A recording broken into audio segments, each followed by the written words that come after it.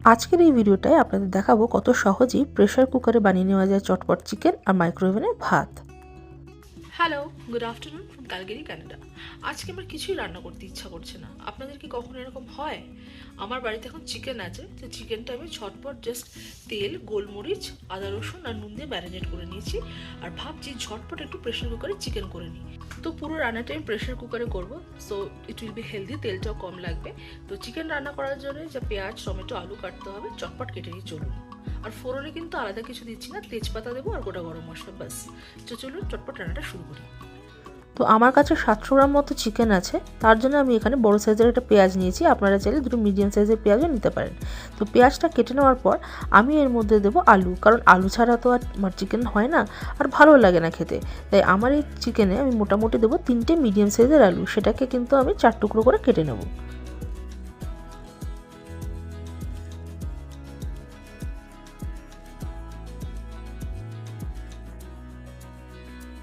আরও ঝটপট রান্নাটা হয়ে যাওয়ার জন্য আমি ভাবলাম পেঁয়াজগুলোকে আরেকটু ছোটো ছোটো করে নিই।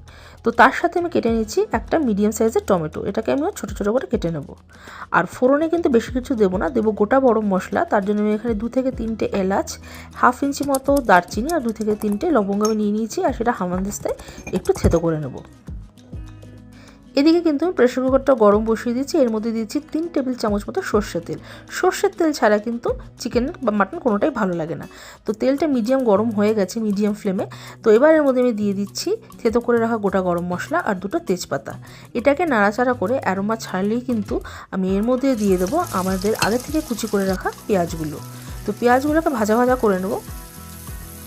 তো পেঁয়াজটা ভাজা ভাজা হয়ে গেলে এর মধ্যে আমি দিয়ে দেবো 2 টেবিল চামচ মতো আদা বাটা আর রসুন বাটা।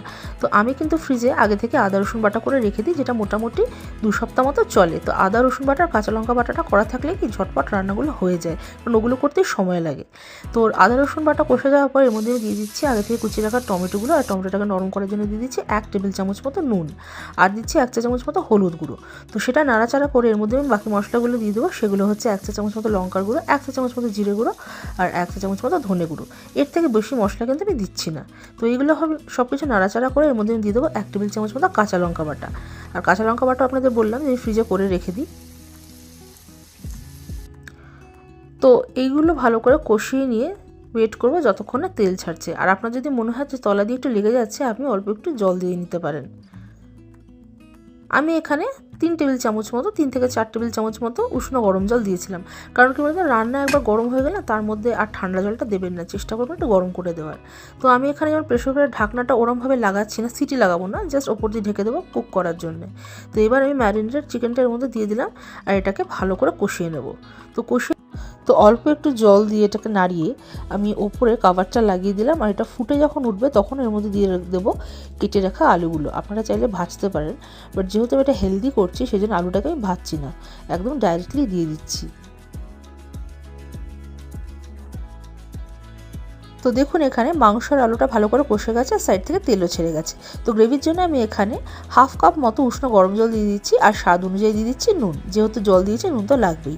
আর দিয়ে দিচ্ছি 1 চা চামচ মতো গরম মশলা গুঁড়ো, আর 2 থেকে 3টে চেরা কাঁচা লঙ্কা, যেমন ঝাল আপনারা খাবেন তেমন। এবার কিন্তু আমি প্রেসার কুকারের ঢাকনাটা ভালো করে লাগিয়ে দেবো, আর মিডিয়াম ফ্লেমে থেকে একটু কম ফ্লেমে আমি কিন্তু ওয়েট করবো যতক্ষণ না 2টো সিটি পড়ছে। 2টো সিটি পড়ার পর এটা সরিয়ে দেবো, আর আর ওয়েট করবো যতক্ষণ না নর্মালি প্রেশারটা রিলিজ হচ্ছে। আর অন্যদিকে আমি ভাতটা কিন্তু আজকে মাইক্রোওভেনে করবো। এখানে 1.5 কাপ চাল নিয়েছি, তাতে দিয়েছি 1.5 কাপের থেকে সামান্য একটু বেশি জল। তো এটাকে 100 পাওয়ারে 8 মিনিট প্রথমে দিয়ে দিচ্ছি। তো 8 মিনিট পর এটাকে দেখে নিলাম যে হ্যাঁ ঠিক আছে। এটাকে এবার আমি পাওয়ার সেট করবো 60% পাওয়ারে, দিয়ে আমি এটা 10 মিনিট মতো হতে দেবো। তাহলে কিন্তু গরম গরম ভাত একদম রেডি হয়ে যাবে।